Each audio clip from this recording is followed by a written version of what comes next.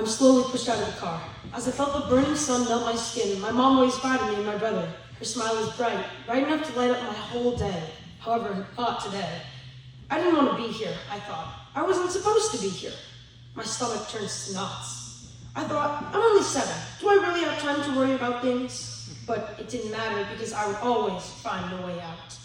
So when I walked in the door and we all listened to this lady babble on about the rules and etiquette, in this theater class my mom put me in, I decided that I wasn't feeling good.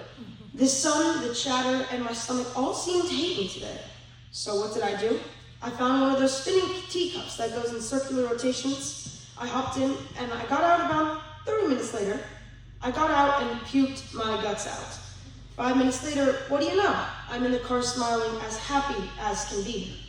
I now wish that I had stayed.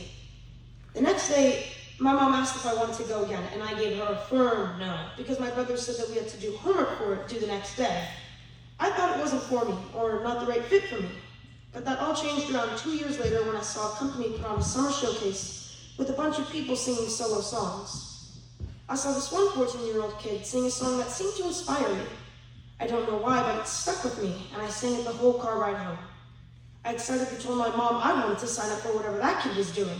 This was met with laughter and her saying if I wanted to join the next kid show, Wicked. I quickly agreed. After that, I went to my first class around 2 months later, but this time I wasn't scared and I was ready to have fun. I went in with a hearty smile and loved the show. When we did all the dancing, singing, and acting, it had me hooked. However, when we had our first audience, I was very scared and had a lot of stage fright.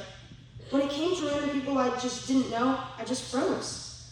Looking back though, my director was so supportive. So even though I had a small role and was very afraid, she pushed me and told me that it was just a very formal rehearsal.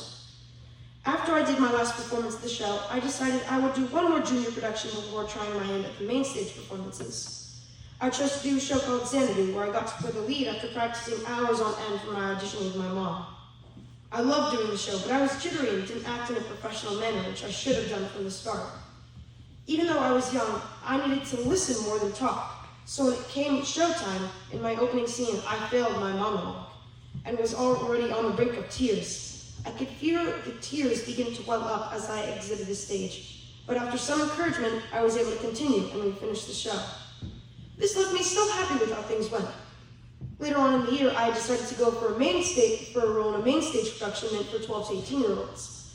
I was only 10 at the time, but to my shock, I got in. It was really fun and started the beginning of my journey with my now theater company, ICDT. I began to make friendships and a community with the cast.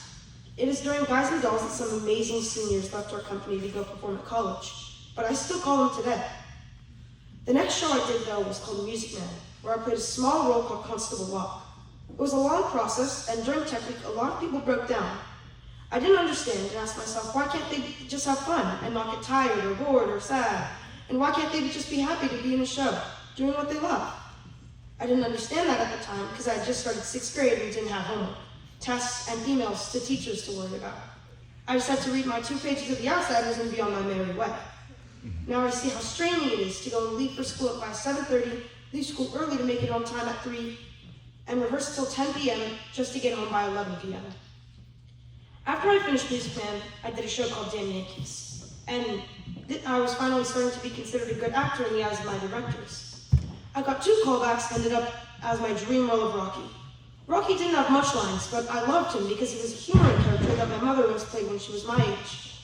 It is during the show that it was a lot on my mental and physical health because of all the homework, like the science packets, the Socratic seminars, the ridiculous take-home tests that made absolutely no sense, and the math test that I had to make up because I basically fell asleep in class.